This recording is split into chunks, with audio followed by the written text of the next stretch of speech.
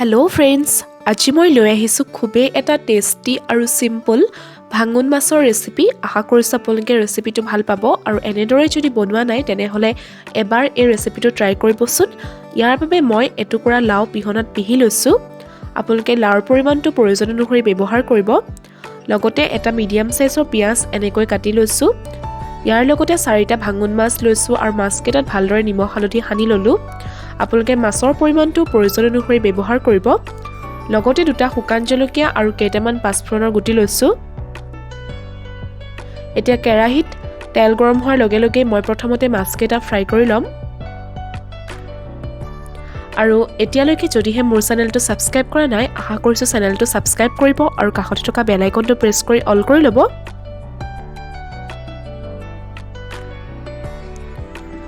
এতিয়া মই মাছকেইটা ভালদৰে ফ্ৰাই কৰি ল'ম।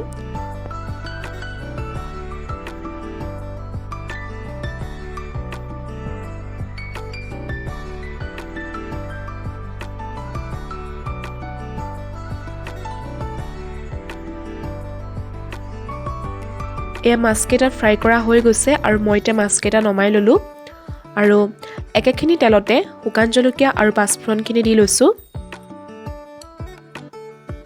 আৰু লগতে এতিয়া কাটি লোৱা পিঁয়াজখিনিও দি লৈছোঁ আৰু পিঁয়াজখিনি পৰা ৰঙচুৱা কালাৰ অহালৈকে ভালদৰে ভাজি ল'ম।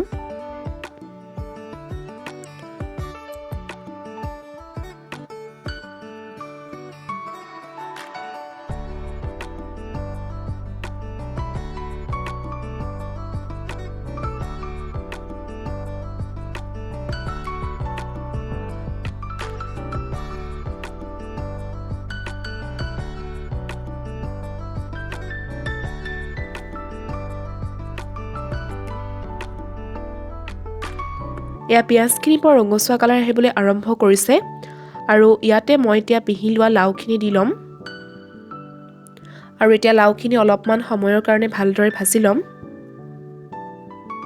আপোনালোকে ইয়াত ইচ্ছা কৰিলে এটা আলু বইল কৰিও দিব পাৰে। মই আলু ইয়াত দিয়া নাই, মই এনেদৰেই বনাম। আপোনালোকে যদি বিচাৰে ইয়াত এটা আলু বইল কৰি দি দিব পাৰে। আৰু এতিয়া লাওখিনি ভালদৰে ভাজি ল'ম। ইয়াত এতিয়া সোৱাদ অনুযায়ী নিমখ দিছোঁ আৰু লগতে অলপমান হালধি পাউডাৰ দি লৈছোঁ।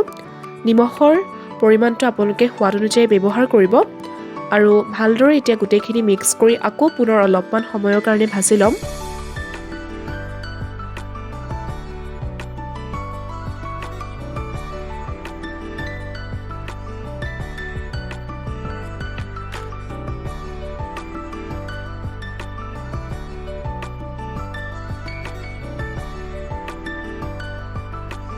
এয়া এইখিনি ভজা প্ৰায় হৈ গৈছে আৰু লাহে লাহে লাওৰ পৰা পানী ওলাবলৈ আৰম্ভ কৰিছে আৰু ইয়াত মই এতিয়া এচামুচ জিৰা পাউডাৰ দি লৈছোঁ আৰু এতিয়া ভালদৰে পুনৰ গোটেইখিনি মিক্স কৰি আকৌ অলপমান সময়ৰ কাৰণে ভাজি লৈছোঁ।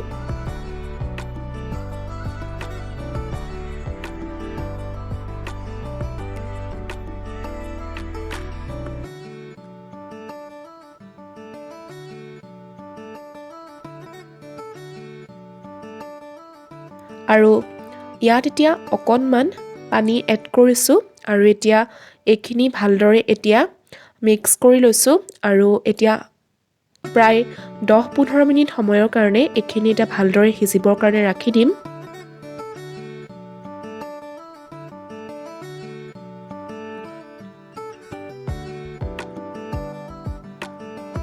এয়া প্ৰায় 15 মিনিটমানৰ সময়ৰ পিছত এয়া চাওকচোন, লাওখিনি লাহে লাহে সিজিবলৈ আৰম্ভ কৰিছে আৰু মই এতিয়া পুনৰ ভালদৰে আকৌ মিক্স কৰি লৈছোঁ।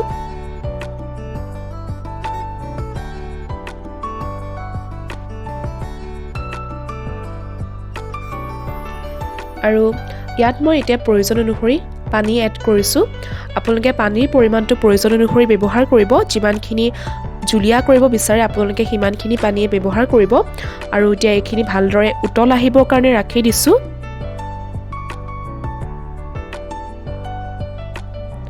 আৰু লাহে লাহে উতল অহাত মই ইয়াতে ফ্ৰাই কৰি ৰখা মাছকেইটা দি লৈছোঁ আৰু এতিয়া ভালদৰে এতিয়া গোটেইখিনি আকৌ পুনৰ উতলিবৰ কাৰণে ৰাখি দিছোঁ।